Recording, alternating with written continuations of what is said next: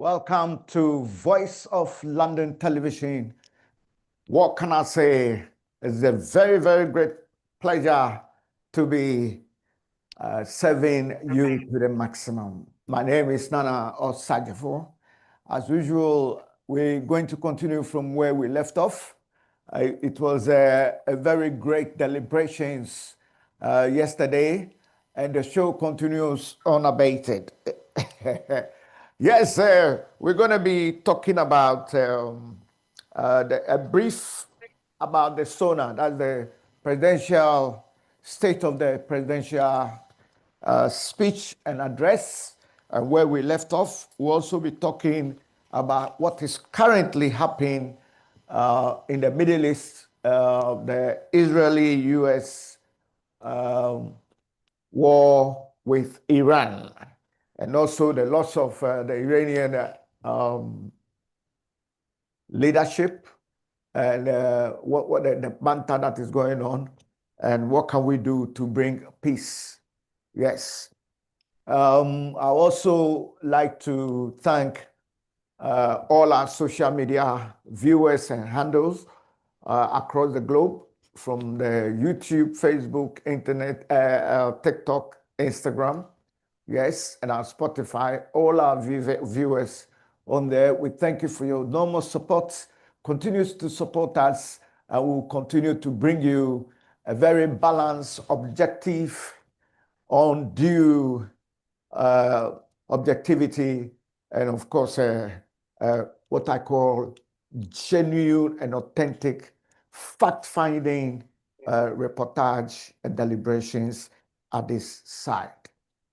Before we continue, let me go straight and introduce our learned colleagues who have joined us. More are to join us, and our main reporter, Godfrey Asante Ejay.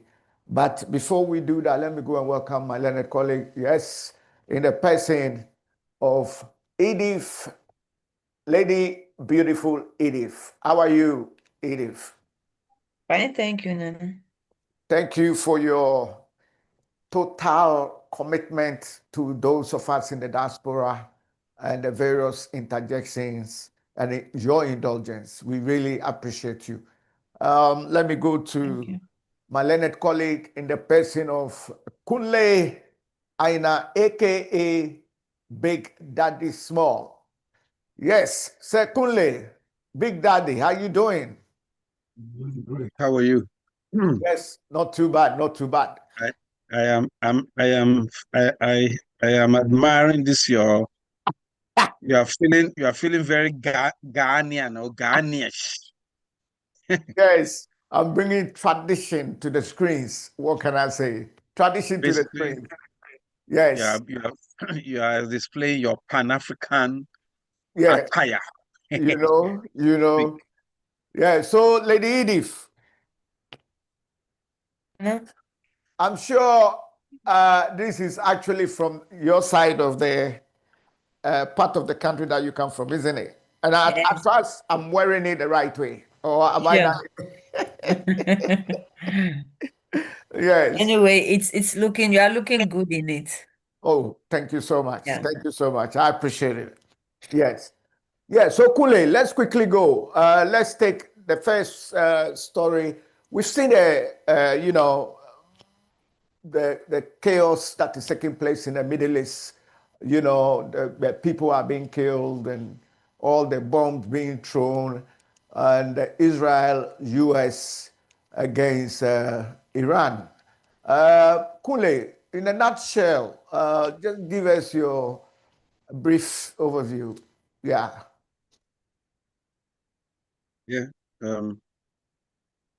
Donald Trump and the Israeli government have carried out their long planned attack against the country, against Iran. So here we are. I just hope my own take on it. I really don't have much to say because the region is in chaos. The Palestinian people, God knows the situation they are at this present moment. I'm worried. My only worry is that I would not want the United Kingdom to get entangled in this madness that Donald Trump has engulfed the Americans in. So I don't want the United Kingdom to get entangled in this madness. And also, I hope most of the European Union stay away from this madness as well, because believe me, the clawback or the comeback, if it enters Europe, it's going to definitely affect the United Kingdom. So I hope everybody in the United Kingdom, or the government of United Kingdom and the governments of most of the European Union, they stay away from this madness that they've started back there. Yes. Thank you for your view on the war going. We've been joined. Who has joined us? Hello. We've got another special guest joining us. If you can identify yourself. Good evening. Ken Opoakusa is my name. Come again. Ken Opoakusa is my name. I've joined Ken from Italy. Hi. Okay, Ken, welcome. And we really, really admire and appreciate you, Ken. Okay? That's it. Yes. So basically, Lady Edith, I mean, yesterday you did say a bit, and the war is escalating. Israel, of course, U.S. As against Iran, and the latest we are seeing a lot of devastation going on. And what was your brief take this couple of days into the war, Lady Edith? Actually, I also heard of it. It's unfortunate, but it has happened. But one thing I also realized, some of the Iranians jubilating for the death of their leader. It's also another. So it's unfortunate, but it has happened. Yes. So we just pray that it shouldn't escalate, then lead to a third world war. Yeah. Yes, even when the greatest African that was voted as the Millennium Man of the Century, Dr. Kwame Nkrumah, when he was overthrown, you had those opposing side that will always jubilate. Jubilee, yeah. Yes, yes, that's great. Okay, Ken, welcome once again. Thank you. Yes, so Ken, basically, we've woke up a couple of days again, and then we were in shock, even though we weren't surprised because we knew Israel and the U.S. were building their military this thing in the Middle East. as against Iran. What do you make out of it so far? And you think it's still going to escalate? Good evening to all of you, and I appreciate the fact that we're discussing this matter, and it's something that we shouldn't embrace it at all. We shouldn't encourage it because it's not good to see such a devastating country like that. It's not the best, but what can we do? Our opinions cannot change anything. Just that we have to pray that uh, Israel and Americans should put a stop to uh, this terrorist act. I call it that because it isn't civilized. For now, it's a barbaric act. I really condemn it. I don't like to see such uh, uh, horrific incidents anymore. I don't want to see it anymore. And what I want to say again is that they built the momentum some months ago. So it was something that it was clear that they're going to strike such effort. But I really don't like this. It's not good. Right. Okay, great. So basically, two nuclear power states, Israel and the US, as against Iran. That's a formidable two powers against Iran. That's a serious issue, isn't it? Anyway. Yeah, really. Yes, yes. Let's welcome our producer and editor in the person of Godfrey Asante. Godfrey, welcome to the show. Thank you, Nana, for having me. Yes, we are grateful for your selfless service to those of us in the diaspora, and we do appreciate you to the maximum. Godfrey, so basically, we're still talking about the Israeli-US war as against Iran, and so it's still escalating. And what so far, what do you make out of it? Because I know yesterday we touched on it, but since it's ongoing, we've got to talk brief about it, and then we can move on to where we left off yesterday. So, Godfrey. Okay, Nana, thank you very much. My little research and some news reportage here shows that maybe from next week, this Middle East brouhaha will affect our various pumps. And I know we always import this crude oil and other stuff. So the attack on Middle East will affect various pump here. So, and I think, as we said yesterday, we are just hoping tension will just calm down so that we will just benefit from what we are getting. Other than that, when you are going to the pump to buy fuel, expect increment because right from Accra to Dubai and other to other Middle East country has been shut down. Nana. Okay, great to hear. But from that part of the world in Africa, what have you observed?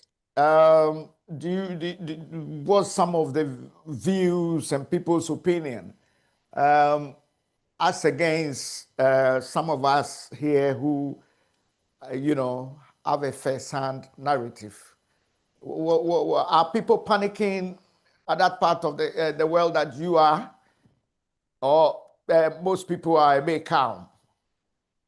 Nana, it looks like Ghana here, people are calm and others are also showing concerned because, Ghanaians love traveling, and a lot of Ghanaians are living around these Middle East countries and other stuff. So when you go out and talking to other people, they are just showing concern.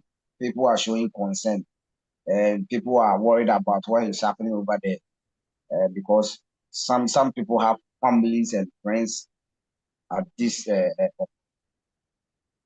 Right. around Middle East. So when you go out and talking to other people, they will rather tell you that they don't know what is going on. But as I said yesterday, government has started partial evacuation. So we are just hoping that Ghanaians living around this area will come home safely. Yes. Okay. Let me just ask my final question with regards to this.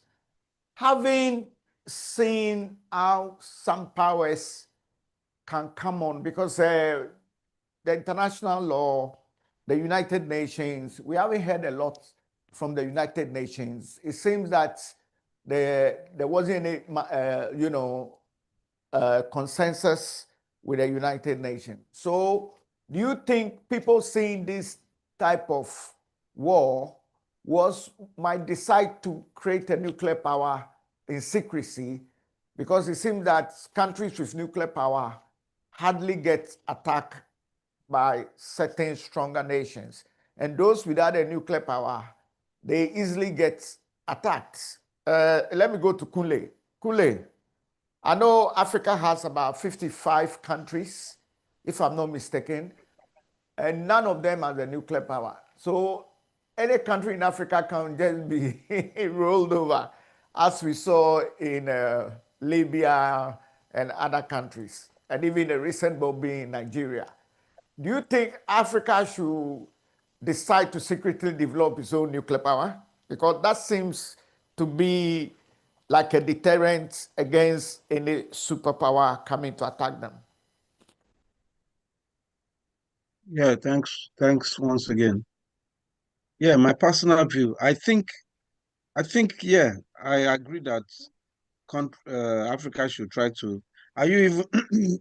Are you sure South Africa doesn't have some kind of nuclear? Well, with the South Africa one, South Africa used to have it was a nuclear power state during the apartheid time, but when it was power was Nelson Mandela won elections, and power was to be transferred to Nelson Mandela. All of a sudden, all the nuclear facilities was dismantled and taken away. Oh, South okay, Africa don't have it, but they have abundance in uranium. okay. So that's the double standard.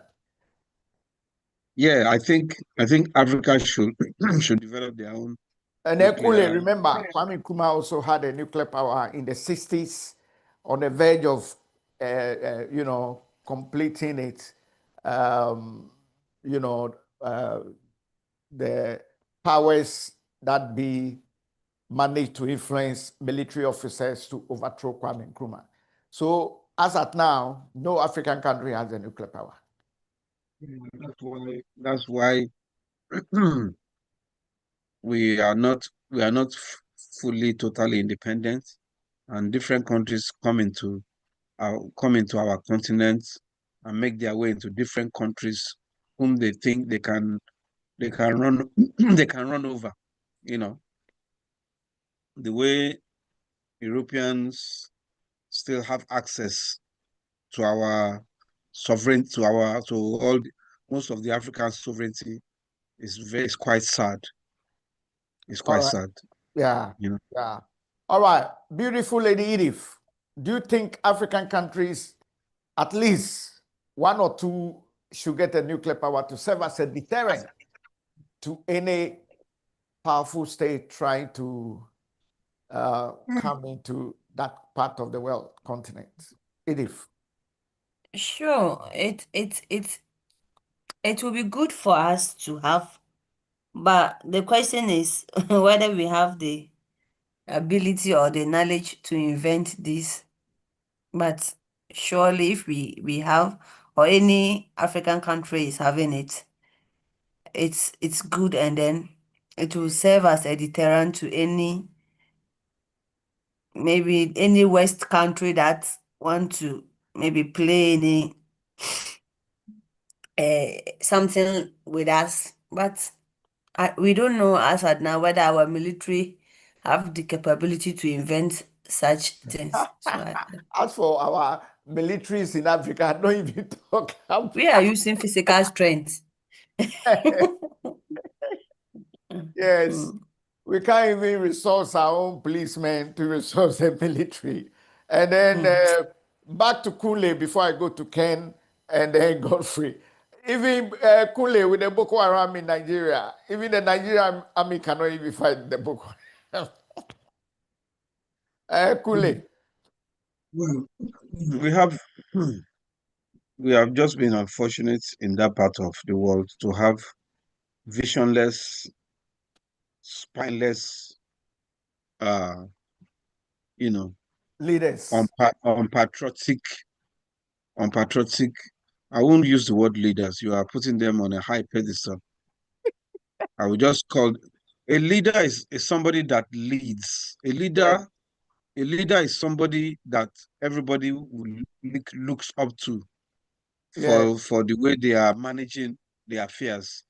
Those guys are not leaders. They are just, I mean, for a better word, I'll just call them, political political office holders, period. Because I don't want to give them too much I don't want to Yes. give them too much because Yes. they don't deserve to be called leaders. Leaders is something positive, and so it belongs to it's you label somebody a leader when he's leading his people in the right Yes. direction and giving them the base, making sure that the country has Yeah. all the basics Okay, so Ken, it's very sad, isn't it? A whole continent like Africa, 55 countries, and none of us have it. And when Kwame Nkrumah in the 60s did it for Ghana, just before he finished, because it was being done by the Russians for Mother Ghana, and the facilities are still there. I understand they're using it for research works at Kwabenya. I don't know if Ken, you know about it, and also South Africa's one. Just when Nelson Mandela was taking over power, the whole nuclear thing was taken away from South Africa. So, Ken, do you think there's a need for Africa to develop its own? Thank you so much. I know of Atomic at Kwabenya. Yes, at Atomic. Kwabenya, yeah. Right. And, for now in Africa, to build a nuclear weapon, it takes a lot of money. It involves a lot of money. Yes. We don't even have what it takes to develop nuclear weapon in Africa because of how much it involves. So for me, I think that Africa is what we have. We even our budget to run our economies in Africa is not enough for us to think of creating or inventing nuclear weapons. Yeah. Even the feasibility studies alone to develop a nuclear weapon, the budget is not easy. It involves a lot of money. So the bottom line is the rich countries will always be able to develop nuclear weapons. Otherwise, we would be at the receiving end. They will give us the bombing and so on and so forth when they decide to attack us. We can do nothing about that until we have the finance muscles to do that. We can't do anything about it in Africa. Yes. But Ken, that's very sad though, isn't it? Very, very. Because in Africa, we misuse our resources of making money. We have a lot of resources that can generate a lot of money for Africans. But it has been the trend since time immemorial that our leaders misuses our resources. That is why we are lacking behind. So we hope that maybe some centuries to come, we may have a group of people who would be more caring about our country, Africa, our continent, Africa, so that we can change the narrative and change how we manage our economies. Otherwise, we can never build such a powerful nuclear weapons like the Arabs and Americans and so on and so forth. Yes. It takes a lot of money to do that. Okay. So let me welcome Dr. John Mensah. Dr. John Mensah, welcome to the show. Thank you very much for the opportunity to join you and to also share my opinion to you and the fellow panelists. Thank you. Yes. Have a Right. Doctor, we appreciate you as always being there for us and contributing your indulgence to help educate, inform, also with the entertainment side, and of course, enlightening the masses. We thank you so much. Thank you. Yes. Thank you very much. I'm late to the show. I want to apologize to you and the listeners and viewers for coming late for the program. Oh, what such a gentleman. We appreciate you and no mention at all. Yes. All right. So, Doc, we were going to continue from where we left off yesterday. We wanted to talk about we spoke about the ECG and the PEC issue. We were going to talk about the economic recovery indicators, the GDP jumping to 113 billion under the new regime. And also, one of the main topics we want to discuss today is the big push and the job creation with over 1 million already employed. Are we seeing that? And is that reflecting in the country at the moment? And what about the university first year no fee with over 152,000 students enrolling? And then the housing issue, government to partner with private sector. So we're going to be looking at this. But before we do that, I want to accord you the opportunity to also briefly talk about the war, Israel, US as against Iran, and it's escalating. What's your view? Do you see any end any moment, or you think it's still going to be escalating? John Mensah. Hello. Okay, did you hear me? No, please. Your network, I can't hear you. Please, yes, I know. That part of the world always have a network problem. We pray that, it will improve. Like Kunle said, the leaders of Africa needs to improve on all these facilities, the internet facilities, electricity, water, all these things. Yes, so Dr. John Mensah was talking about the war, Israel-US war versus the Iranians, and we've seen that is escalating. And so far, do you see any end in sight any moment? I said I will reiterate what I said yesterday. It's a very sad moment for humanity that a group of race, a group of people led by the Jews, the Jews elite, think that they are the the vanguards of human race on earth, and they are entitled to dictate to whatever country should do. And if we don't abide by their rules and the dictate, then they have to come and kill you. Looking at what happened, they invaded. It's an invasion. Even Europe, but the invasion. They invaded Iran, bombed the compound of the supreme leader, and information coming from Iran indicates his death. the supreme leader of Iran have been killed by the U.S. in Israeli airstrike, and you don't see any sense that this conflict has the potential to generate into a third world war, and I see that coming in the next couple of months. It's quite barbaric. It's unfortunate for humanity.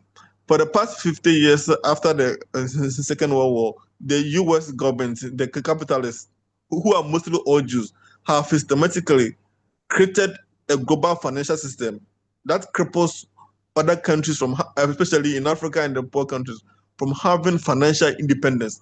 And if for a country and you decide to be independent and not controlled by the global capitalist Jews, then you have to find means to assassinate the president. In Africa, they are doing it, but not attacking our government directly. What they've done is that they have created Boko Haram, Islamic State, West African problems, and they are gradually colonizing the African continent. Libya is gone, Mali half is gone, Burkina Faso half is gone, Somalia is gone, Sudan is gone, Nigeria north is gone. And if you're not careful, they will gradually colonize the whole African continent. And you are not seeing that coming. What they are doing in Iran, they are doing the same thing in Africa, but in a different form. And I think it's time that you have to look at what Nkrumah said 50 years ago.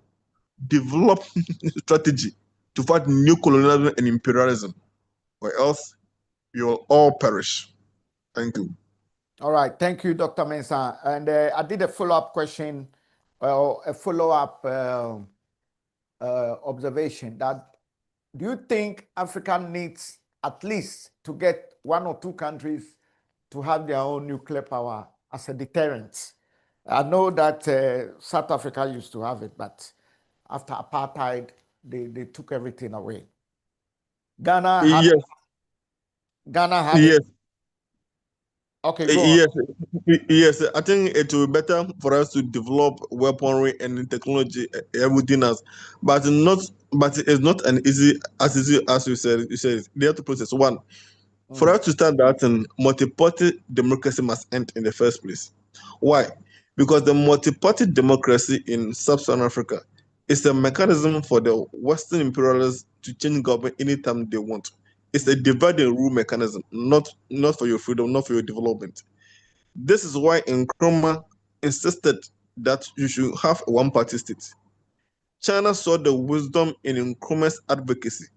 China adopted the one-party state, and today look at where China is today. If you have gone by that, you wouldn't have found ourselves in this peril that we found ourselves. The Ghana Atomic Energy Commission was established first with the intention of a safe use of nuclear technology, but the scientists there were good.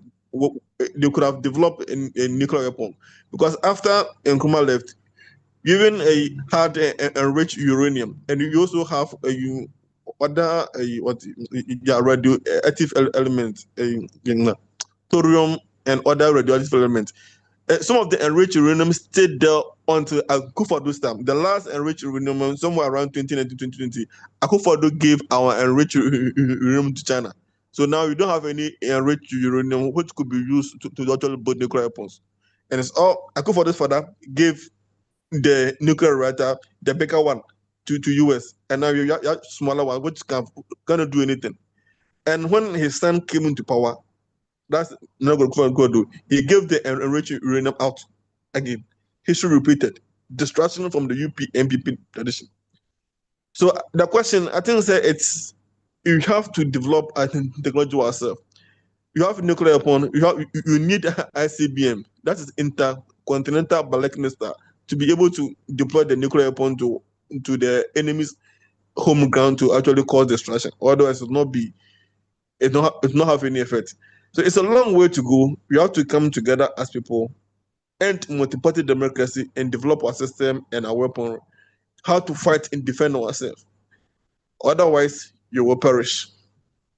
Okay. Thank you so much, Dr. Mensah. Godfrey Asante, you want to add anything to that? Godfrey. Okay, Nana.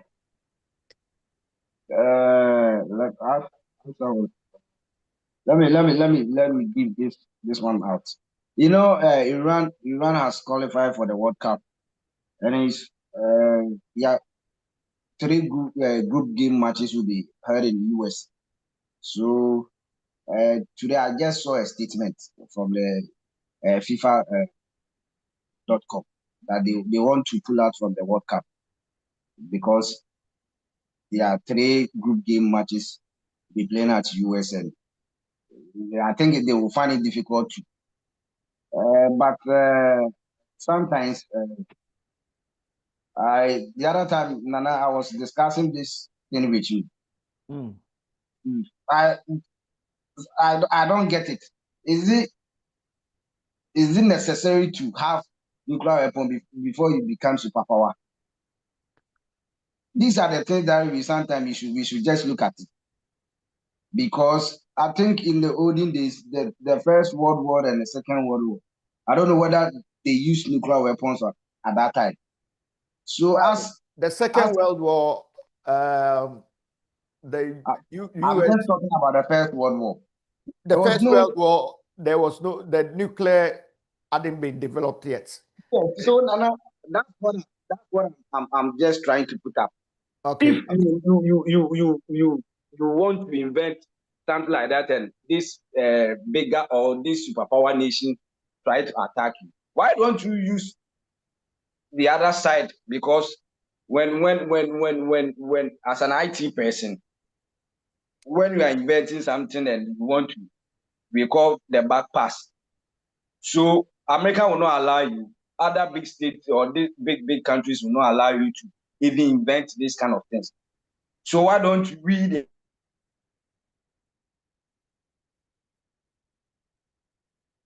Your network is, yes, Madagana. We need to create our own satellites up there in space. Okay, Nana. Yes. Nana, please, if you allow me just to interject shortly about the nuclear. Go on, doctor. In this year, in 1996, African countries met in Egypt, Cairo, to be precise, and they had an agreement with the IAEA, which is International Atomic Energy Agency. And the agreement, they signed an agreement that African countries cannot develop nuclear bomb. And the agreement went further to say that one, we cannot establish a research center into nuclear technology. We cannot enrich uranium. We cannot keep enriched radioactive element. We cannot store even radioactive waste. An agreement went to the extent that we cannot even have a look at nuclear technology. That agreement was signed by about 43 countries in Africa, which Ghana was part of them in 1996, and it was enforced in 2009. So this treaty actually bans African countries from having anything to do related to nuclear technology or nuclear weaponry. So even if you have the means to even start anything, this kind of diplomatic treaty which we sign even also binds us. So the dedication of this one must be known to the public, and they call that agreement a Pelindaba agreement. You can check on Google. It was signed in 1996 in Cairo. Thank you. Thank you. So for my network, I don't know why my network is this. Maybe if Africa had a nuclear power, the network would have been stabilized. No. It's just that our telecoms are trying to, play with our minds, and our leaders are also. They have decided not to even say anything about it because MTN is still MTN. That's how I'll put it. MTN is still MTN. The way they are taking us or draining our data is something else, man. I don't know. Yeah, sometimes when you mention names, you sound political, and that's not what to me I always do as a journalist, Nana. I don't know. I don't know what Sam George is doing. I don't know. He has never done anything. Whatever negotiation he had with the MTN has not worked. We should call a spade a spade. It has not. Okay. All right. So that's great interjections from my panelists. And The network is playing up, so we've lost a couple, but we still wait for others to join. Now, let's move forward, and we pray that this war in the Middle East will end sooner, say early tonight. That would be very nice. But the continuation of these bombings is not very healthy for the whole world. Yes. And also, it doesn't, give confidence to the rest of the world, because it seems everybody is vulnerable, apart from those with nuclear power. So those countries without a nuclear power, it seems the high stakes vulnerability is very, very high. This is also probably will be getting other countries to be developing the nuclear power in secrecy. Is that the case? Okay, so let's go and look at some of the news that is coming. The economic recovery indicators, and the president of Ghana has actually been able to increase the Ghanaian GDP to $113 billion. Dr. Mensah, your take on that? Okay, I think it's very impressive. If you look at the economic recovery, which this government have been able to choke just within 1 year on office, it's very impressive. We had the worst economic indicators under the erstwhile Akufo administration. I'm not saying this because I hate MPP or something, but the facts are obvious.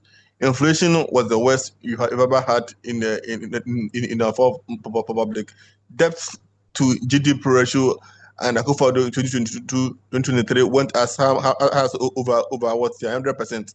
The worst you have ever had. Inflation was high, almost 70% at some point in time. The worst. The city depreciation was the worst. The cedi was the worst performing currency as of December 2022. But as of December 2025 under Jomama, it was the best performing currency in Africa, second to the Russian ruble in the world. So if you look at the comparison, the evidence are clear without any ambiguity. Yes, the evidence are clear. Yes, the evidence are clear without ambiguity. You are having inflation last month at the end of December or January. December, the year ended with an inflation of 5.8%. And we are expecting that in January, we're going to have around 4.2 or 4.3, which is the best you've had since the Fourth Republic started it. So the economic indicators, the evidence, the mathematics clearly show without any ambiguity that the economic recovery, the economic status we have is the best so far. For the first time in my life, almost 6 months to 8 years, I had power, but continuous power for almost 1 year, one complete year without any power interruption for almost 1 year. I've never seen that in my entire life as a Ghanaian. And I think that yes, I've not seen that as a Ghanaian. From December to January, that power continuous for 1 year without any power interruption. I've never seen that in my life as a Ghanaian. So I think when it comes to the economic recovery, the government has done really well. What baffles me is that the government have not been borrowing. If you compare it to the previous administration, they have to go to the euro bond market to go and borrow. To the extent that they use our cocoa, the cocoa as collateral for loan. They use our gold and our resources as a collateral for loan. And they still crash the economy to the extent that they have to introduce DDP, domestic debt exchange program. Pensioners' salary and was frozen, things messed up. But with the figures we have, GEM has been able to revive the economy. The city has been the best performing currency in Africa in 2025. You have the best inflation, and I think he's doing well. And the GDP has now crossed $100 billion. It's very impressive. Where I have a doubt, which I'll argue, is when it comes to the jobs that's created. It said over 1 million jobs. Yes. In which sector? Would they create it? I would doubt that one. I'll argue. I don't think the figures are true. When it comes to construction, the big push. I drove from Accra to Ho about 3 weeks ago. I saw massive construction all around. And I went to Cape Coast. I saw there's a construction from Accra all the way to Takoradi. And everywhere in Kumasi, there's massive construction going around. So that employment in the construction zone So they have bulldozer operators, excavator operators. They have 1 million of the people. So the 1 million employment, I don't know exactly where that employment is coming from. I think it's a mere political talk. And I think let's hope that it's going to do more, build more industries, rather than those industries, and give us economic independence. But the 1 million jobs, I beg to differ. I think they have to come again. Okay, Kule, hearing what the Ghanaian government, the president has said during the State of the Nation address, it's increased the GDP, but I know Nigeria is has the highest population in Africa, and compared to the massive wealth of Nigeria in terms of the resources, petroleum and everything. How do you compare that to the performance of this president of Ghana if most people are acknowledging him in the first year to President Tinubu of Nigeria? Do you see any improvements in Nigeria as well as job creation over there in Nigeria? Thank you very much. Kule, unmute. You have to unmute your thing. I'm Can on you hear mute me, already. Kule? Screw? I can hear you now. Okay, great. Can you hear me? Can you hear me? Yeah, we can hear you now. Yeah. Okay, good. Well,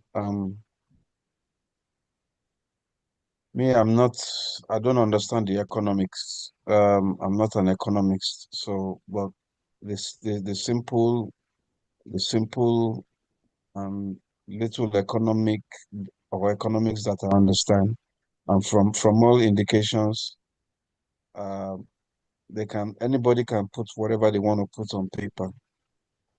They give, one thing that I hear all the time, it makes me sick, is that we have the biggest or largest economy in Africa. That sounds good to hear, but what does that translate to? Yeah. The people are still living, over 120 million Nigerians are still living below the poverty level. There is still vigorous power failure. There is still a whole bunch of roads that have been left abandoned, collapsed. Basically, there is nothing that is working in that country. There is no infrastructure under any department you want to think about that is working for the people of Nigeria. So all these sound bites the sound bite is the only thing our so-called political office holders, as I'm going to refer to them as, that's all they have. Nothing they have done translates to good governance for the people of Nigeria. People are suffering in Nigeria. People are dying. Basically, right now, insecurity is like the number one problem in Nigeria. Because even I want to say that to eat should be the number one problem. But how can you even eat when you know somebody's going to come through your door and slaughter you and your family? So the number one problem we have in Nigeria is insecurity, and the government has totally lost it. Totally lost it. I don't know if you guys have heard that America troops are in Nigeria, which I find very abhorrent and very disappointing. In fact, that tells you the state of affairs of the government. When the government is waiting for American troops to come to Nigeria to save them from insecurity, are the foreign goods coming from all the way from America, are they able to navigate? Do they know our terrain? But I don't believe that the American troops are in Nigeria to save Nigeria from bandits or the Boko Haram, or all the, the Fulani herdsmen that have been killing people all over the place. I know America has another agenda, because like one of one of the top is probably the top political activists in Nigeria. He's told Nigerians, if they care to listen and open their ears, America doesn't care about you. Donald Trump doesn't care about you. So everybody is clapping that America is in Nigeria, and it's the same colonial mentality that whenever somebody that is a white skin is around, things are going to be better. No, that mindset needs to be erased completely. And that is the reason why we have China the way they are now. Japanese.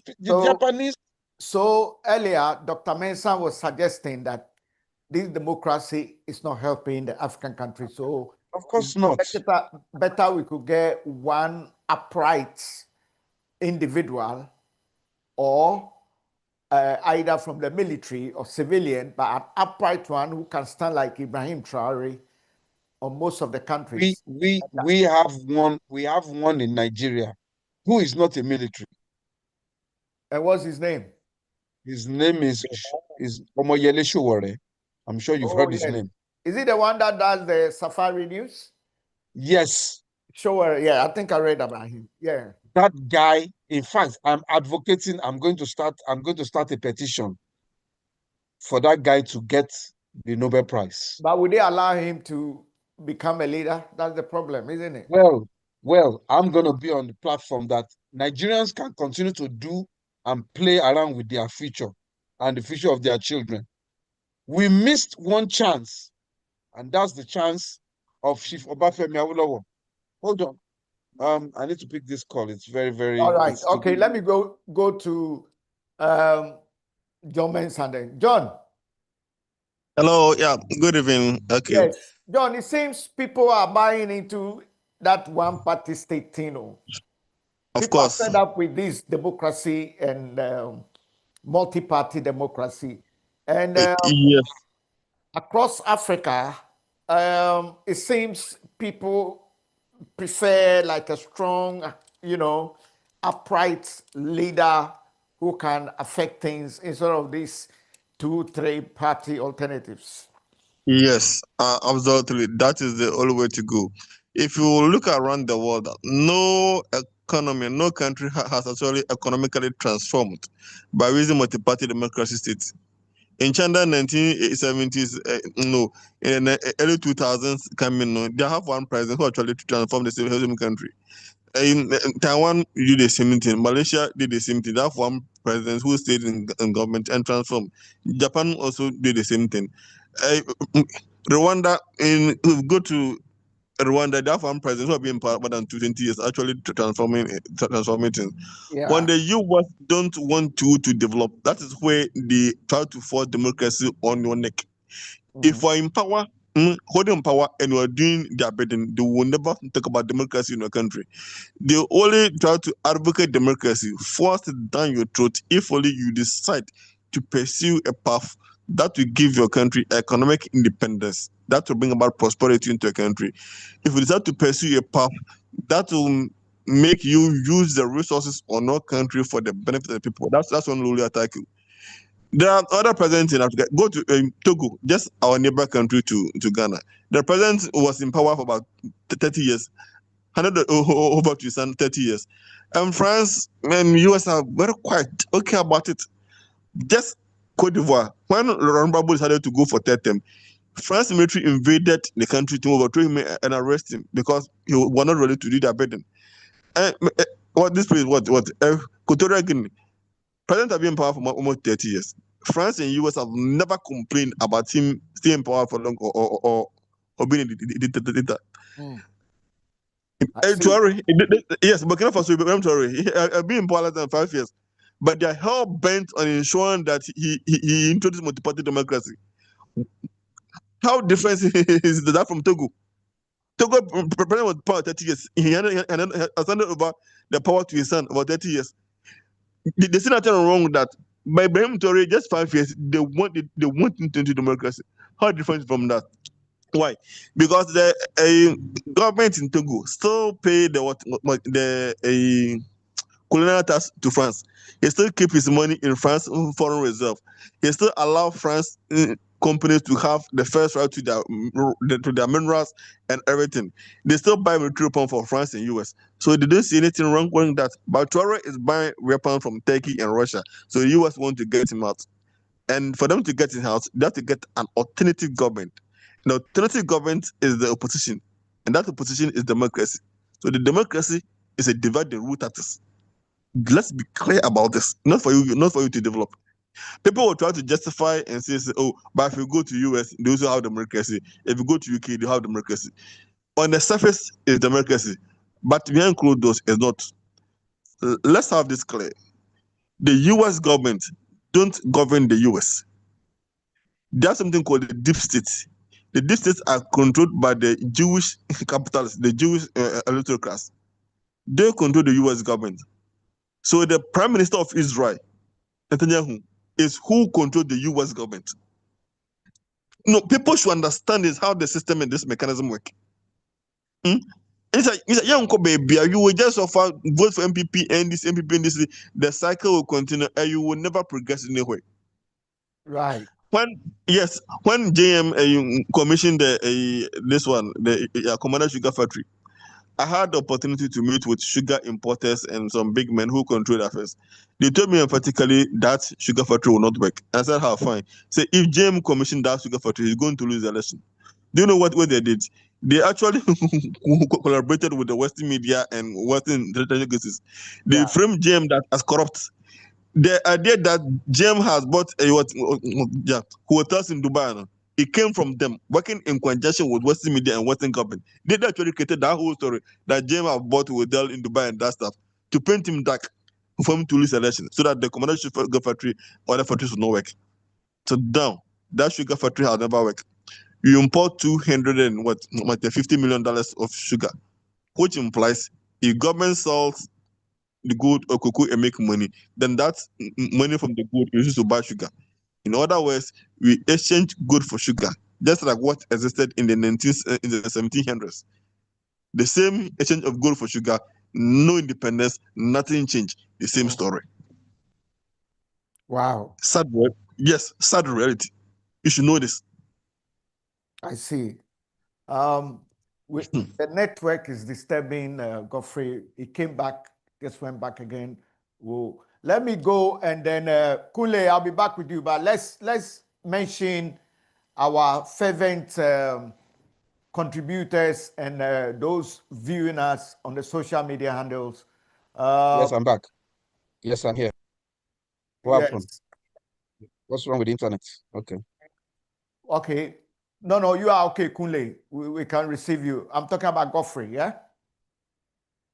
Okay, so let me say a big thank you to Mr. Stephen Achu. Stephen Achu, yes. Thank you for joining us. We also want to thank Ama Sasa.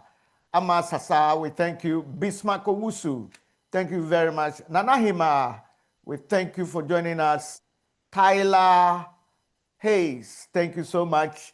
I know lots of you want to join us, but I'll try my best to get you joined. We want to thank G Units. We thank G Unit is a powerful name. We know is it a group of 50 Cent in the US? Yes, that belongs. Don't let 50 Cent come after you. You know he's a very powerful man. His lawyers will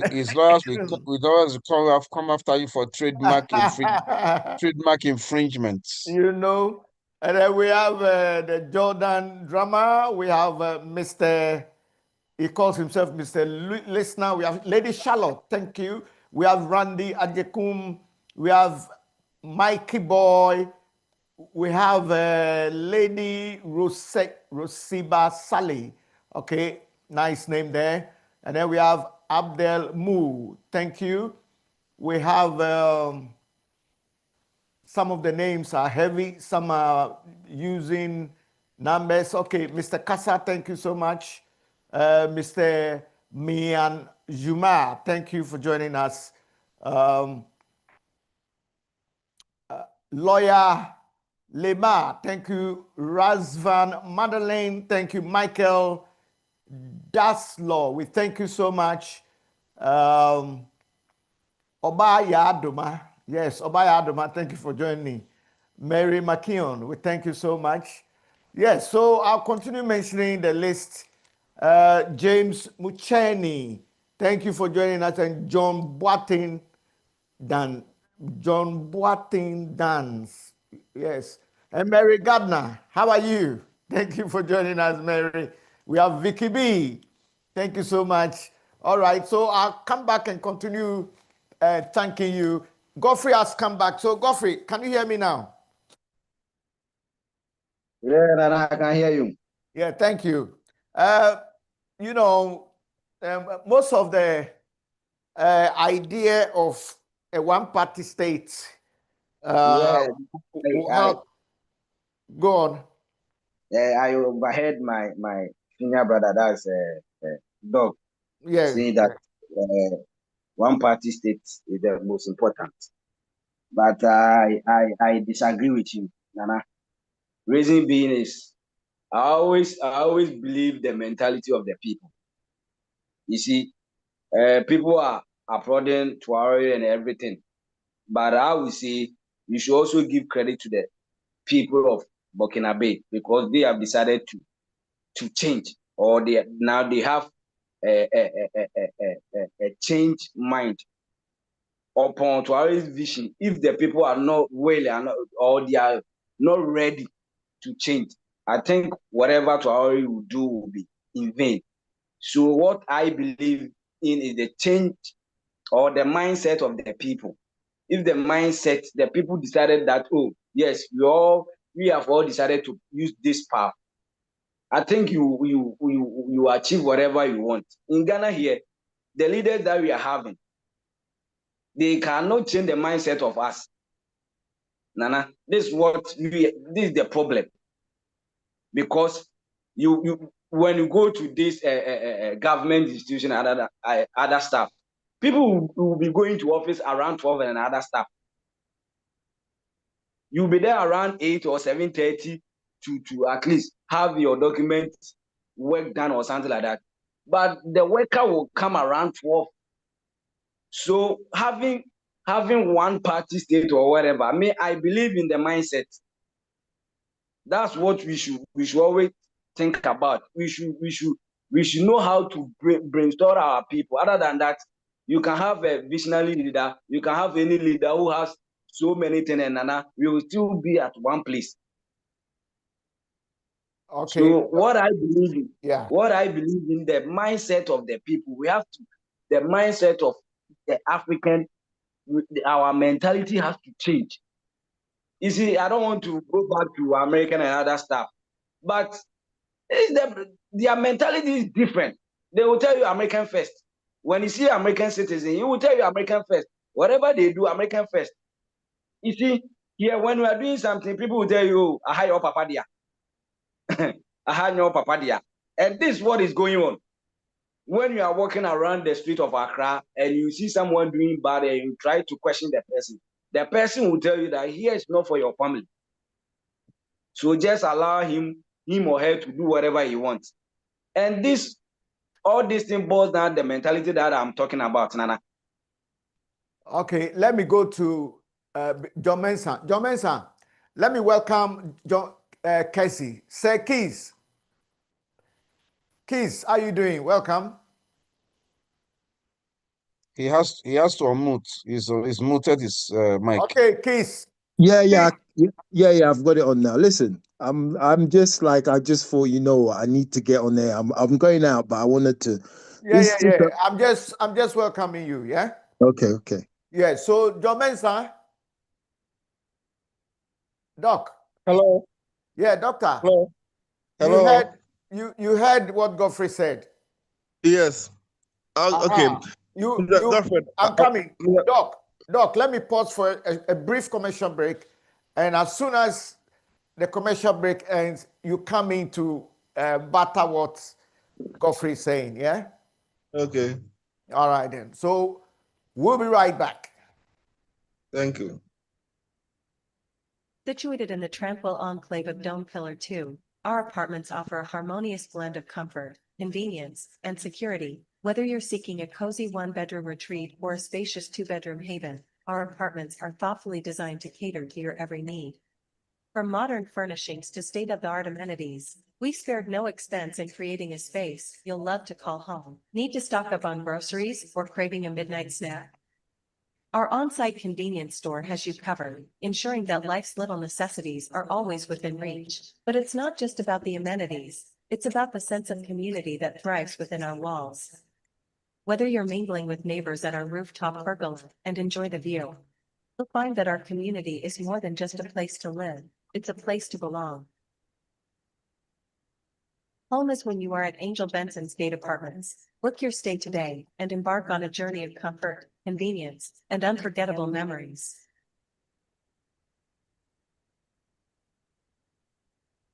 Welcome again. What can I say? Thank you for the brief break. We are back, and let's go to Dr. John Mensah. We were earlier on talking about, we spoke about the Israeli-US war against Iran, and we opined on it. And then now we've spoken about the economy and how the GDP had risen to 113 billion. I know there are other economies that have big GDPs. And also we were talking about the government saying they've employed over 1 million people. And John Mensah was a bit hesitant on those figures, although he's seen a lot of infrastructural development going on in Madagascar. So, John Mensah, let's stick with the one-party that probably could do the trick for Mother Africa. What's your take on what Godfrey also said? Godfrey believes that the multi-party could work, and that is the mindset of the people. Your take? Hello, Mr. Godfrey. Mr. Godfrey, I'd like to ask you a question with regard to the one-party state. The United States of America, they have a two-party state, Democrats and Republicans. Have you ever seen the flag of a Democrat or Republican before? It's a question. That's why I was just telling you that they believe in the mindset. So American first. They don't think about party or whatever. So the mindset is American first. That's why when anytime they are having political campaign or whatever, they always use the American flag because they believe American first. So it was the mindset, not the political parties. So so you admit that you have never seen the flag of Democrats or Republican. They all use the American flag. So in reality, in practice, they just want to demonstrate something to the world that is a democracy, but nothing of democracy also exists in America. It's the Jewish aristocrats, the Jewish elites who control the global financial system, which constitutes the deep state, who decide where you should fight or not fight. They control the US government. Either you vote for Democrats or Republican, they still bomb Syria, bomb Afghanistan, bomb Libya, whatever it is. The war in Ukraine, it was actually started by Trump's first administration. Trump said in the Oval House that when he was in power in his first administration, he sent 17,000 anti-tank guided missiles to Ukraine to go and fight Russia. Biden came, he continued the war. Trump has come, he's still continuing. The foreign policy don't change.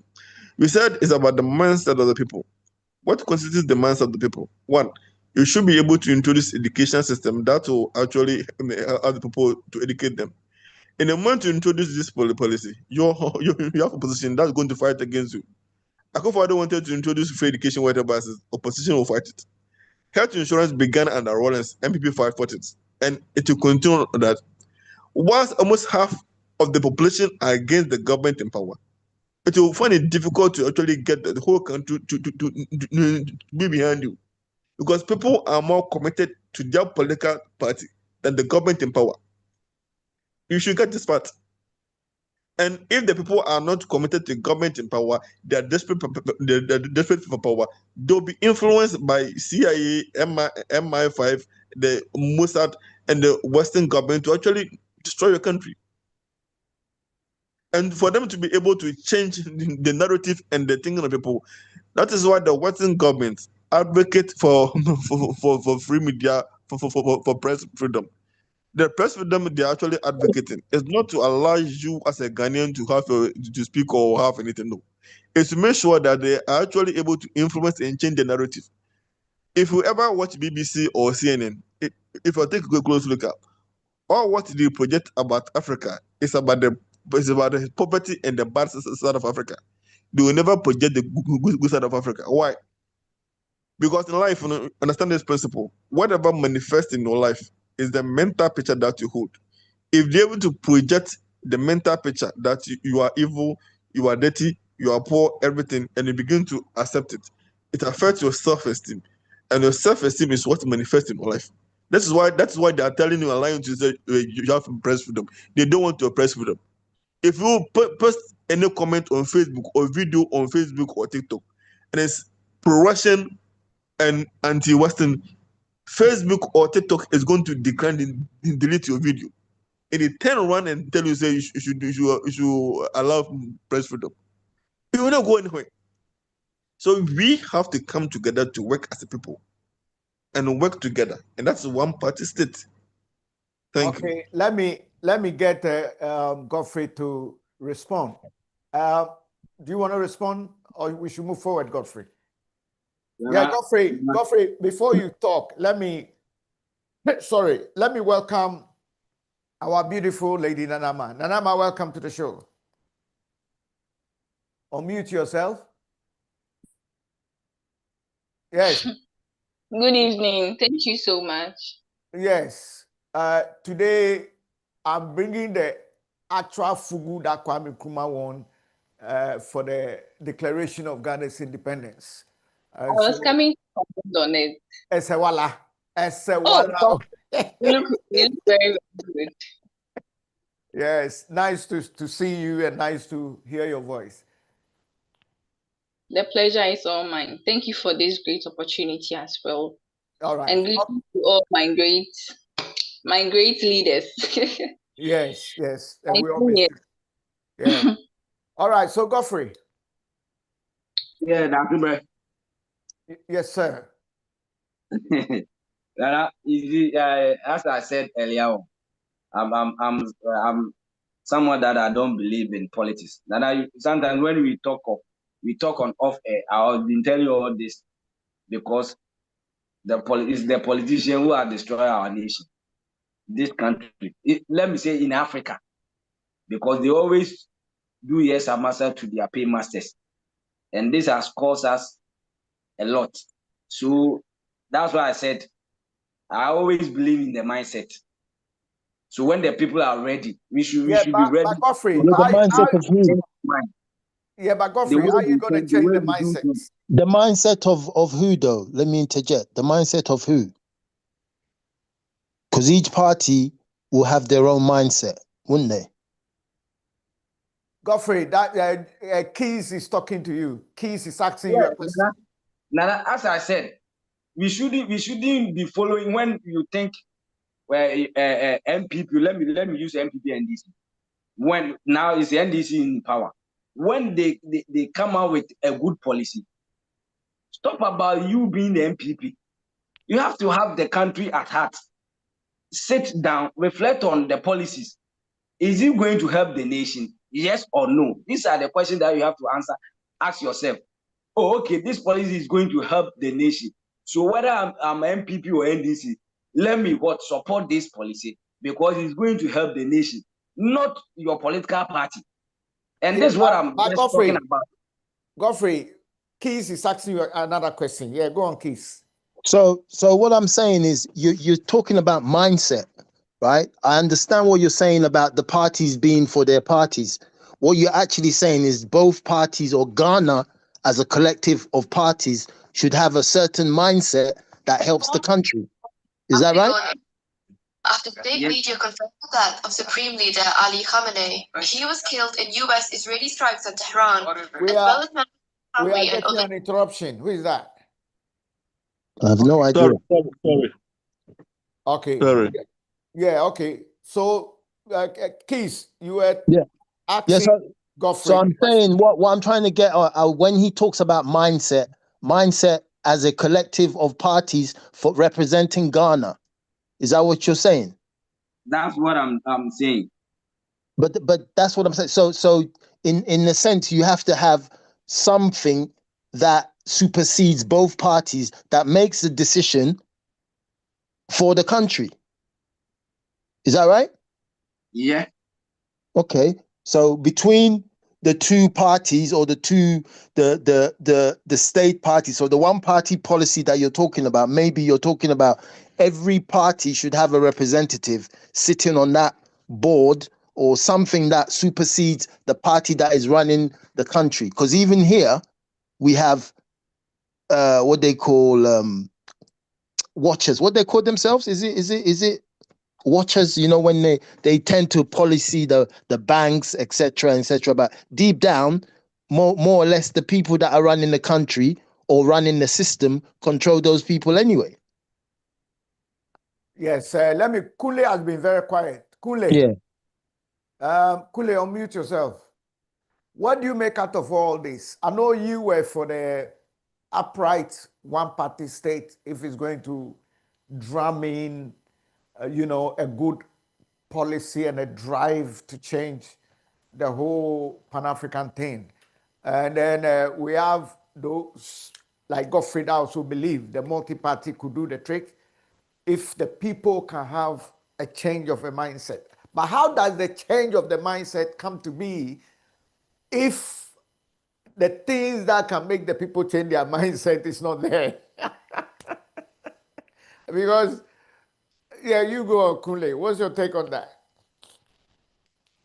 Well, the idea of people having a particular mindset, I think the one understandable word would be for people to be patriotic to their country. And the problem that Africans have, or even Black people as a people worldwide, they are never patriotic. There's always a situation where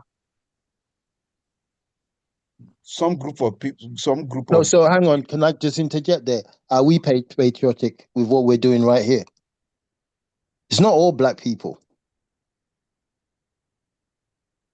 Kunle, Keys is asking you a question. Me, you, Nana, Dr. Menta, we're all here. Are we being patriotic? Yeah. Well, I can only speak for myself. I can't speak for everybody.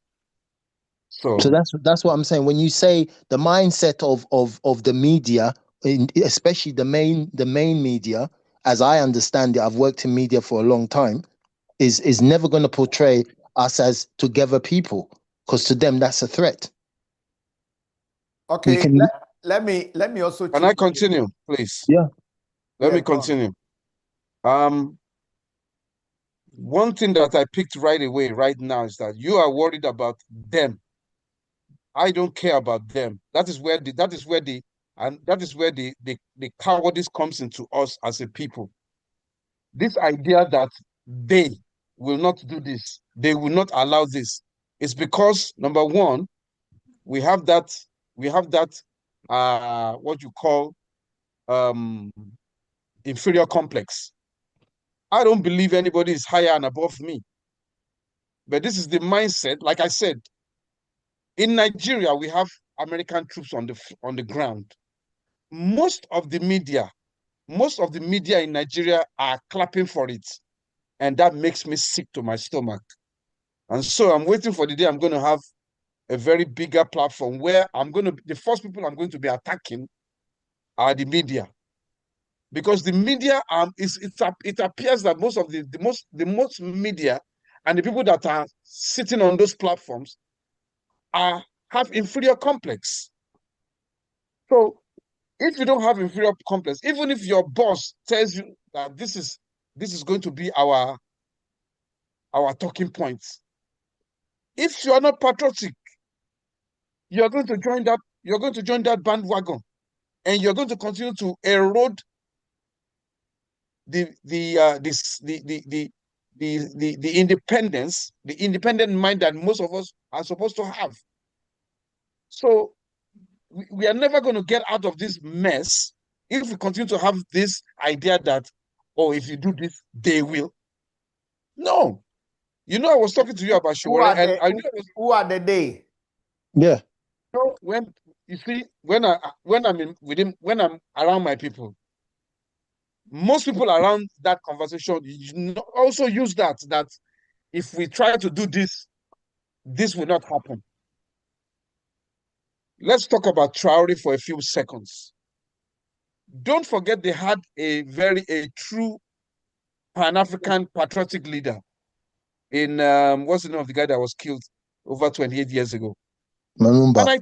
And I told my people, Lumba. it's Malumba, yeah. Yeah.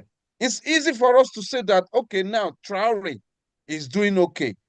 But it took 27 years of the lives of Burkina Faso people for that Traore to come around.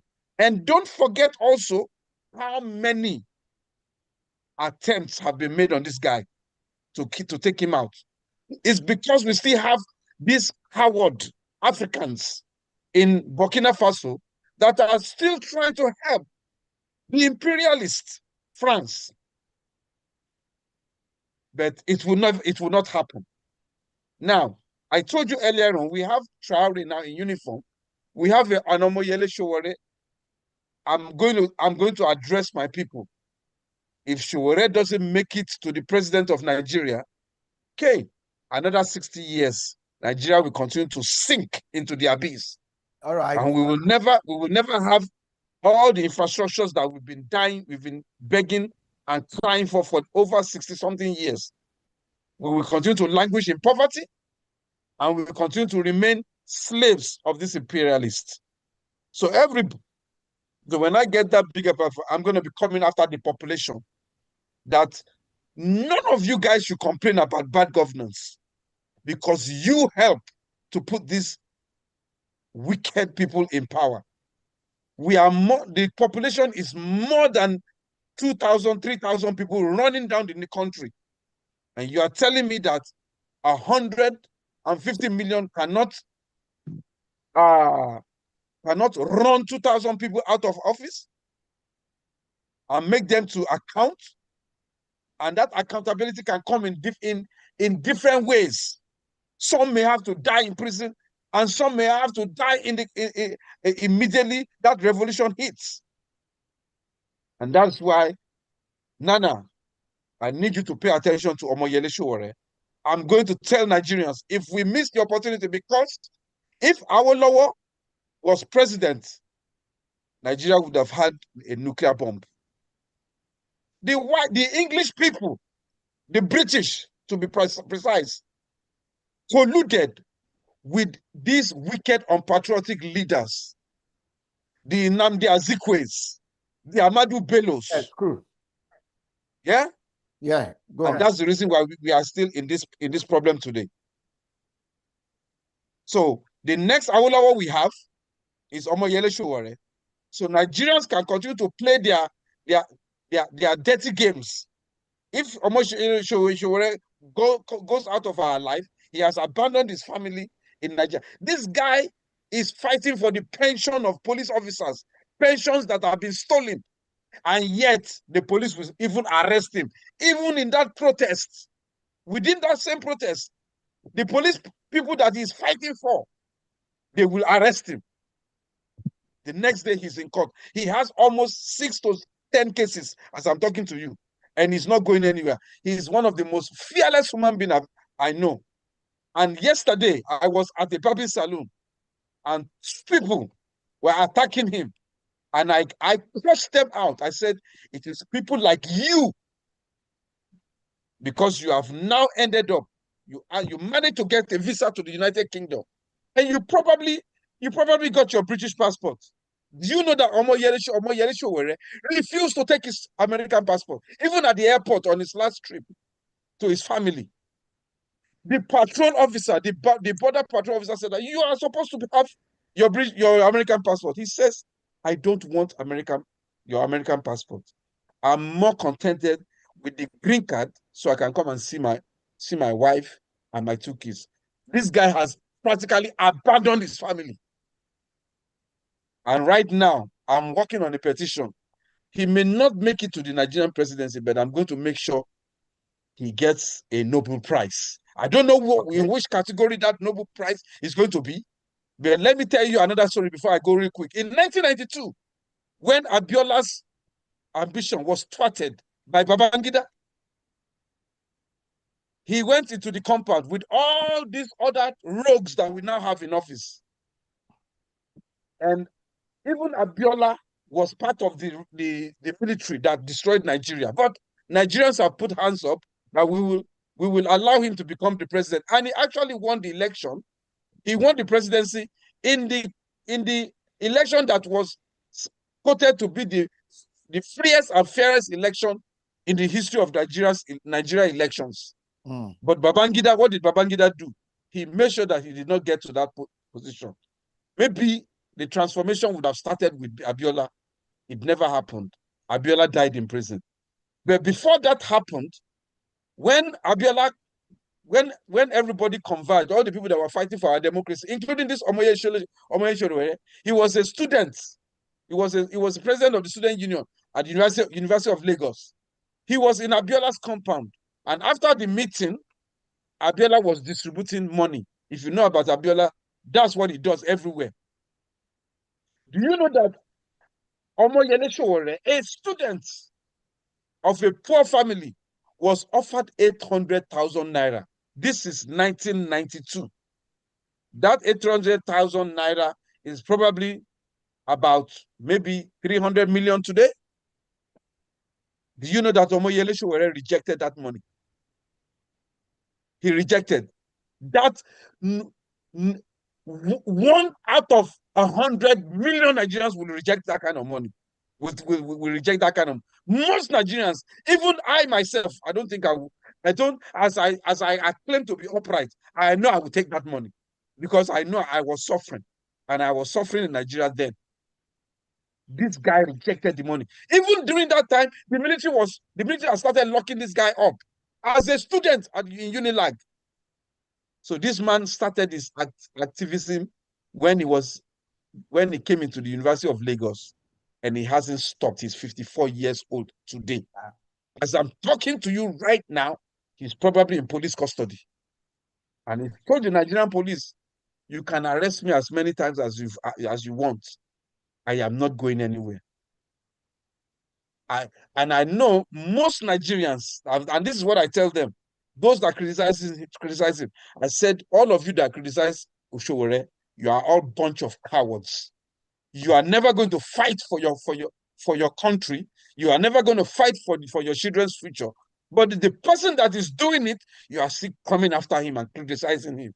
Yeah. You bunch of wicked souls. All right. Thank you. You need to take some water because you've been fiery. I have something here. We have to allow I have something here. we have to really allow Kule to fire because today is on fire. No, you don't know the vision that I have for Nigeria and Africa as a whole. You know what makes me angry as well?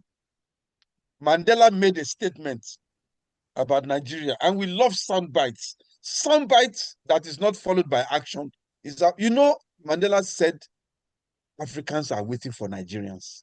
And I said to my African brothers, you will wait forever because Nigerians are not serious people. Okay. Go ahead and do your... Let me get my other panelists, learned colleagues to interject. That's quite interesting. Keys, hearing Kule and the way he's fired.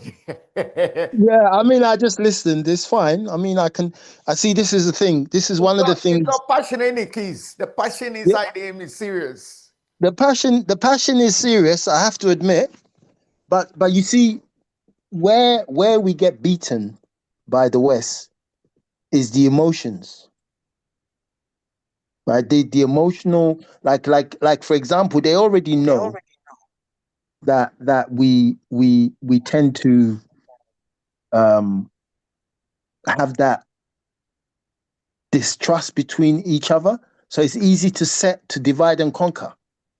Yes, the divide and rule, innit? Yeah, it's easy, right? Machiavelli's. I'm going to give you an example. When I used to work for British Telecom and that, you know, these guys will pretend they, you know, and when you turn your back, he's really telling to you know what's going. I don't want to use the word, right? Especially when you're good at what you're doing. You know, most of our inventions, they know how to get to us. Like, oh, these guys, if you know, we're the most dishonest or untrusted amongst ourselves. It's easy to give someone a bribe or you know. And in fact, the reason why I said that, oh, I forgot to get on the platform. I was listening to LBC and how they were talking about what America did. And no one ever just mentioned it like, America started this, right? No one wants to say it. Why? Because they obviously, the Zionists or whatever, whoever controls the media is paying their wages. And then they will make up an excuse. It's so ironic the way it's, oh, your phone, your line is not clear. I can hear them. When someone says something that I think your line is a bit busy, yeah, I'm an audio engineer. I can hear, right? The line was clear, is what he was discussing. They didn't want to discuss. So your line went off for a bit, and then they cut him off.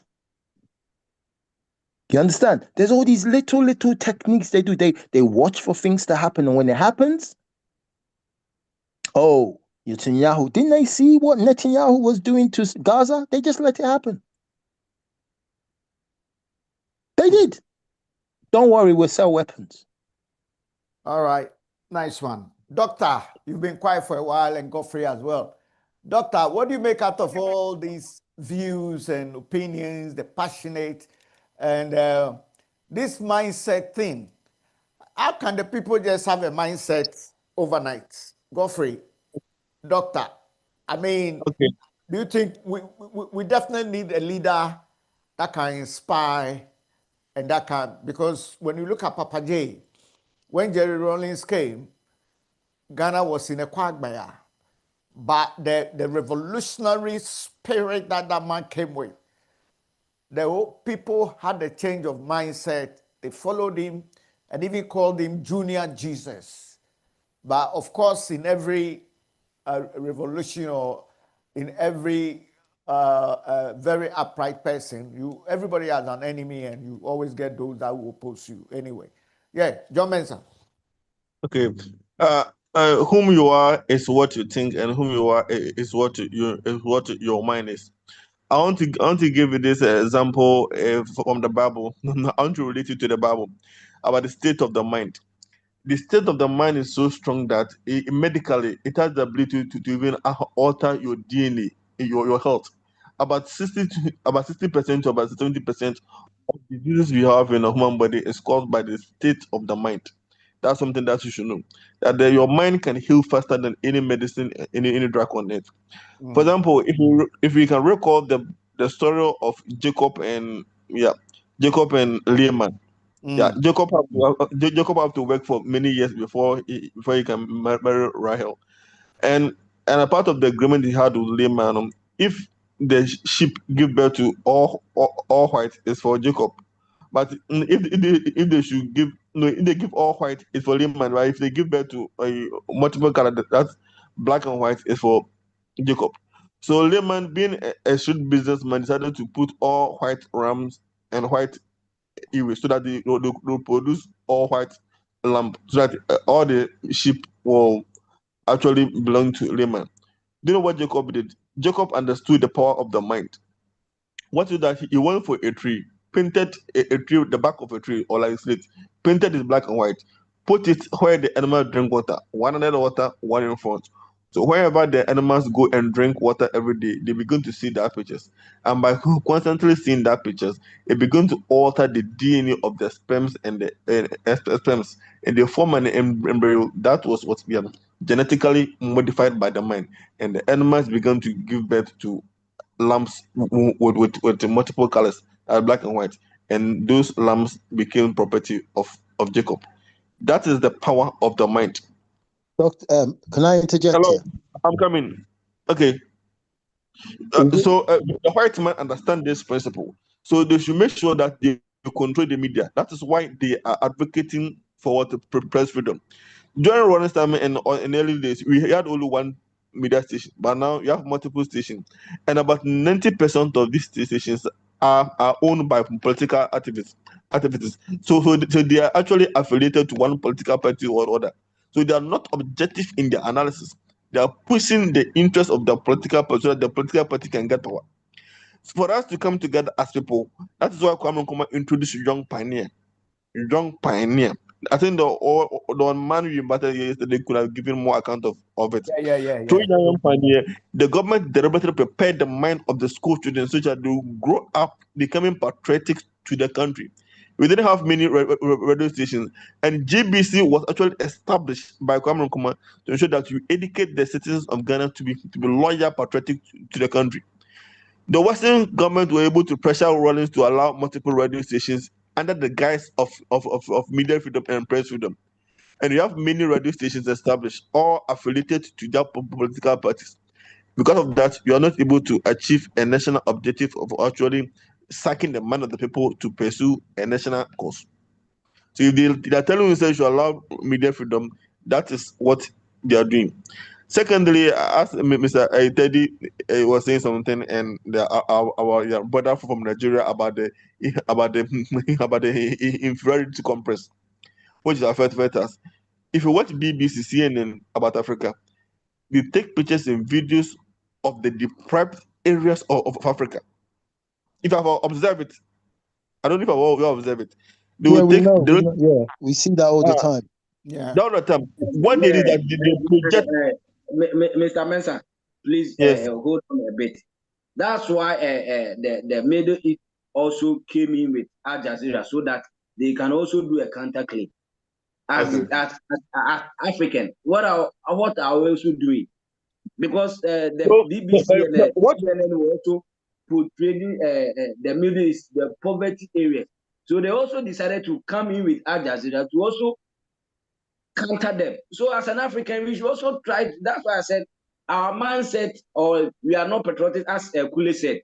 So with the one party state, just like the Middle East, Al Jazeera, Qatar, they don't have democracy. The country, there's no democracy. That's one party state. So they are able to have their national TV station to actually pursue that agenda. If they had that, if they had the multi-party democracy we have here, that wouldn't have been possible. Are you getting my point? If that country that was saying they have Al Jazeera, if they had a multi-party democracy state and not one party, that wouldn't have been possible. So you have to find a means to work together. And Nkrumah was 100% right when he said let's form one party state.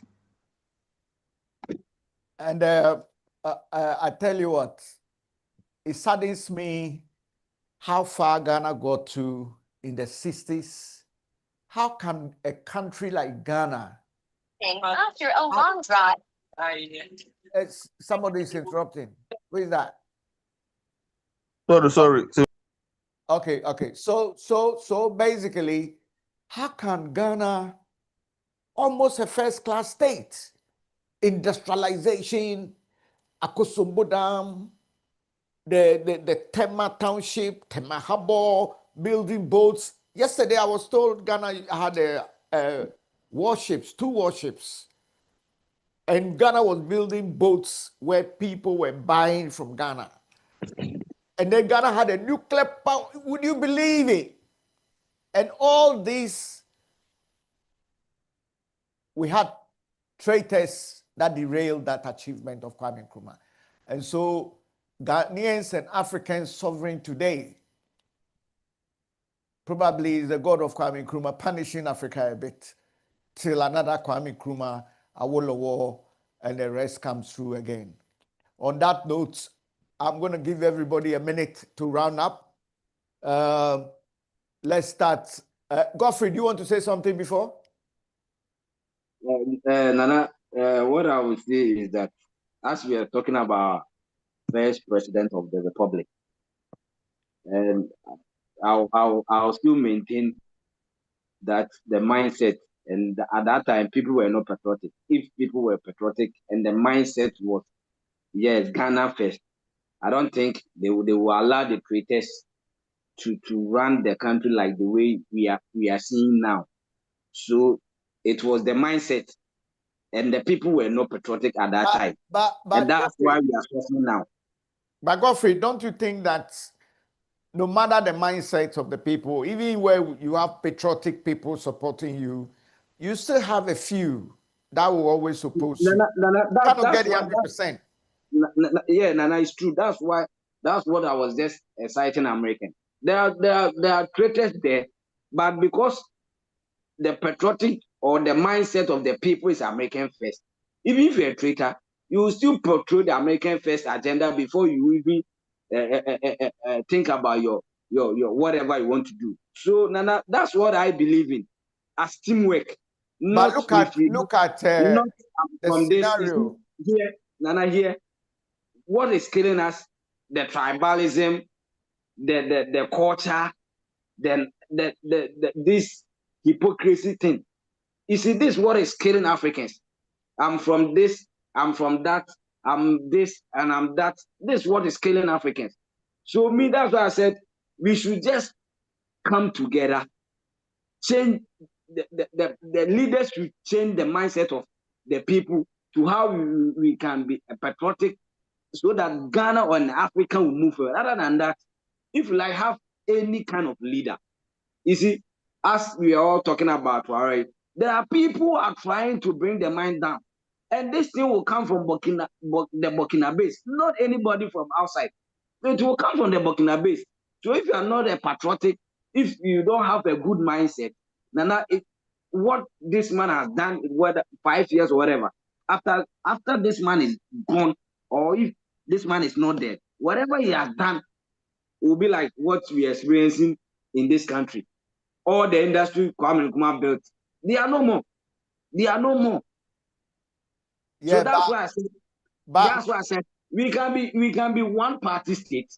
If the people are not patriotic, if the mindset has not changed, we still not progress in whatever we are doing. How do you change So the what's mindset? the solution? How do you change the mindset? The solution is, as I said, we should just educate the people. We should just so there should go be back to, we shouldn't be talking about politics A, politics B, politics whatever. You see, you know I don't like politics. That's what is bringing Yeah, this. but politics is running your country, isn't it? That's it. So we should. That's it. This is what is killing us.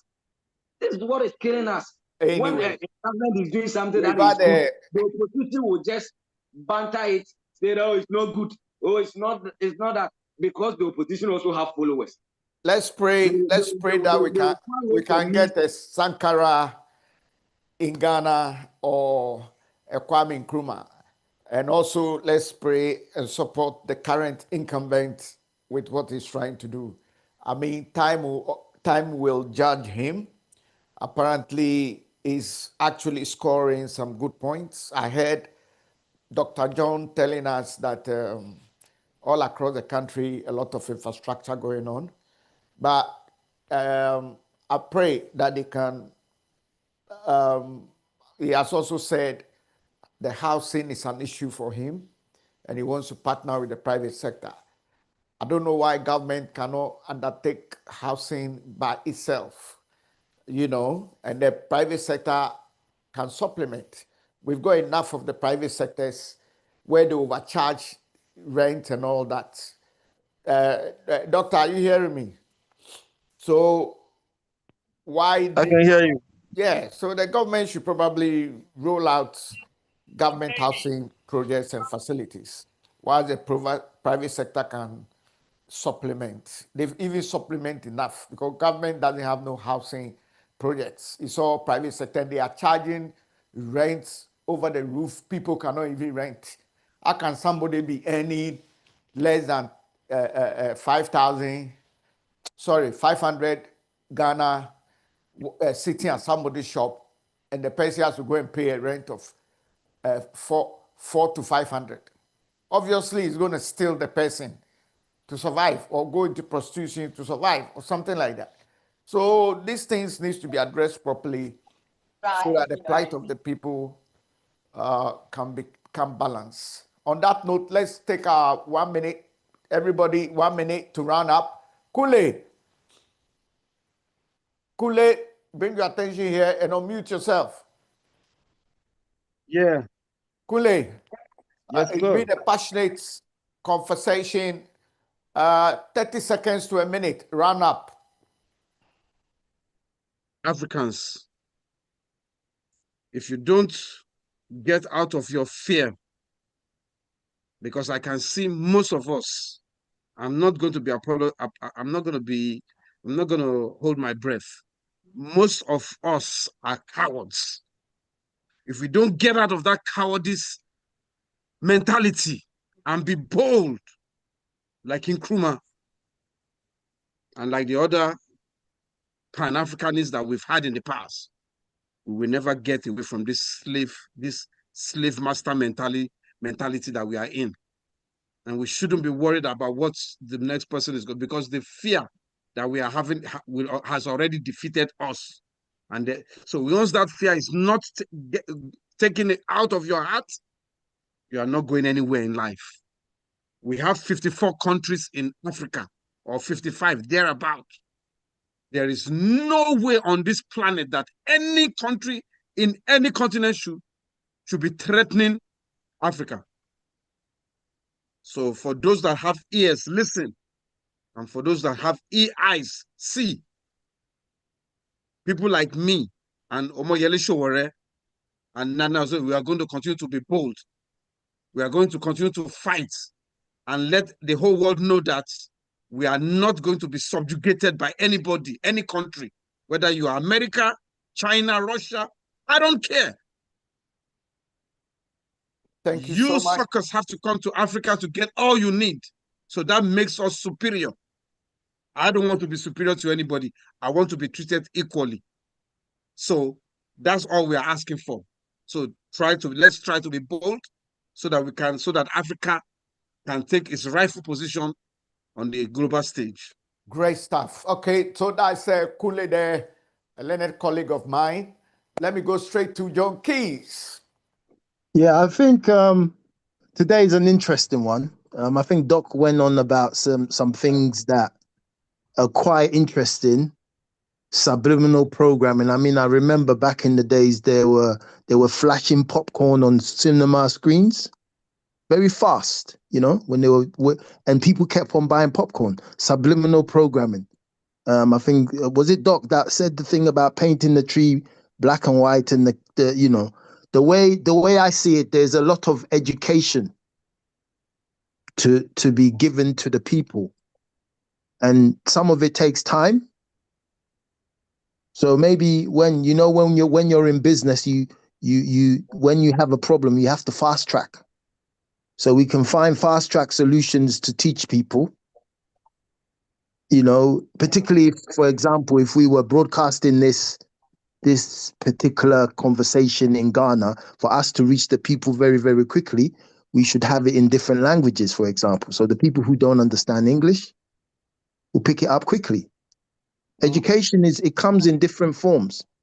Yes. You know, and also you can teach ordinary people to do incredible things. Those are the solutions you need.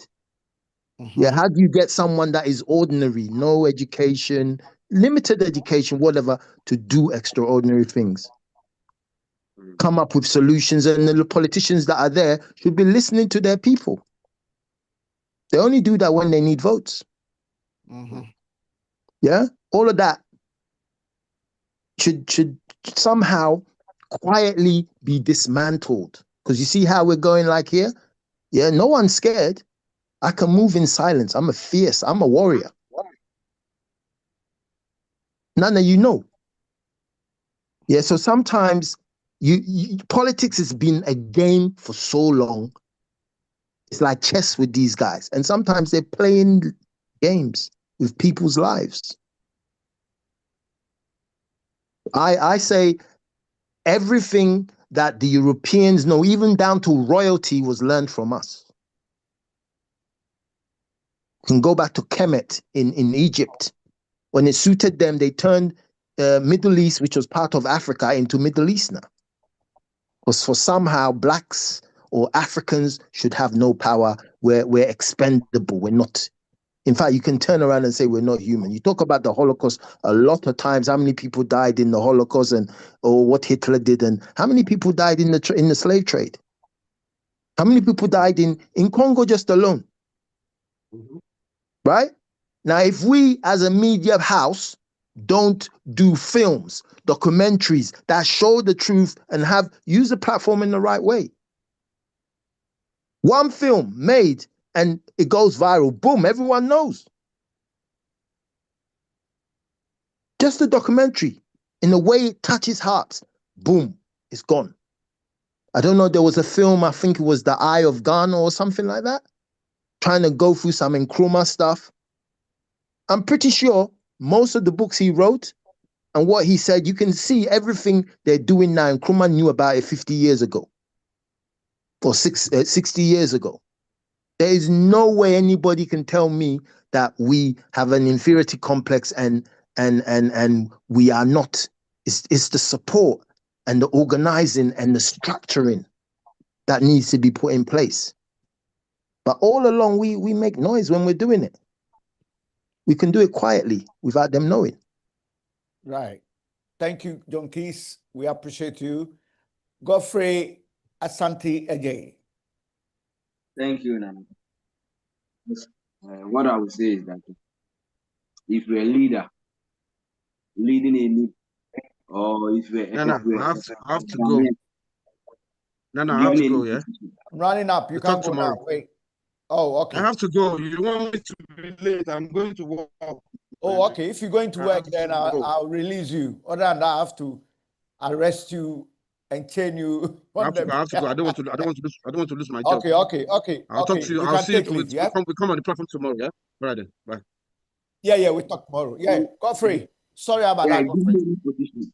What you should think is about the people. Okay. Not your selfish interest. The people. And the voice of the people is the voice of God. Mm-hmm. So if you're a leader leading us, this is what you should think. You should be patriotic rather than thinking about yourself. And if you're Ghanaian or if you're in any African country, you should be patriotic. Your country should be attacked so that Africa will move forward. Thank you, Nana. Thank you very much, Godfrey. Yes, to our dedicated, loyal medical doctor, John Mensah. Okay. With the contemporary happenings from Venezuela to Syria and now to Iran, the global hegemony is trying to actually strengthen its power and its grip over the whole world. And Africa, if they come here, it's going to be a complete and total mess. Why? Because one, we haven't even identified ourselves as people, what we stand for, or where we are going. And that is disastrous in the first place, because we have not been able to put structures in place. Because our governance structures here is not actually meant for us to develop, because we don't know where we are going. The structures here is basically a divide and rule structures which has been established by them, which is the multi-party democracy we are going for. They are using military force to colonize the Middle East. They're also using the same military force to colonize Africa, but in a different way, which we are not seeing it. I wonder why we are not seeing it. The Boko Haram in Nigeria, the Islamic State West African province, they used them in Libya to destroy the Libyan government, and they moved them from Libya to northern Mali, Burkina Faso, and whatever. and recently they killed some Ghanaians in Burkina Faso who were tomato traders. All these are sponsored, initiated by NATO. The weapons they are using to kill people in Nigeria is sponsored by NATO and US. According to the US senators, the US government sent over $300 million to Boko Haram. My friend, my Nigerian friend, your people who are being called in Nigeria, not Nigeria, it's a foreign policy by the US government, and the US senators admitted that they are those responsible for it. What they are flying fighter jets in Venezuela, in Iran to bomb them, to colonize them, they are doing the same thing in Africa, but they are taking a different mechanism or under the guise of a different form. Now, don't completely invade Nigeria and destroy Nigeria forever. So what they have done is that under the guise of fighting terrorism, they are bombing Nigeria. They fly their soldiers from northern Nigeria into the places occupied by the terrorists, and they now have their boot in Nigeria. If you are not careful, the whole Nigeria is going to be destabilized. If Nigeria is destabilized, Ghana will be gone. Because if about 40 million Nigerians move to Ghana, population of Ghana, which is around 30 million, will now become 70 million. Our country will crash. The whole West Africa will not be the same again. It's time you must stand up as Africa and take a expeditious action, because what is ahead of us is more disastrous and scary than what is about to come. You must act now. Find ourselves, identify ourselves, identify the position in which you find ourselves, and take pragmatic, proactive actions instead of a knee-jerk reaction. Thank you. Okay, thank you so much, Dr. John Mensah, and thank you to all my panelists, great learned colleagues of mine, and of course, Godfrey Asante all the way from the shores of Accra, Dr. John Mensah as well, and of course, John Keys, my brother from another mother, including Kunle, Nike, Nanama, beautiful Nanama herself. I know the network was playing up. And let's not forget Lady Edith. Wonderful, wonderful people. We thank you for your selfless service and your indulgence. I'd like to thank our Facebook audiences, our YouTube audiences, and TikTok, Instagram, and our Spotify viewers and audiences worldwide. Once again, you are watching Voice of London Television with a feed to Voice of London Radio and our other sister stations. Don't forget to log on for more super programs like this. Have a very good time, and may the good Lord take good care of you. See you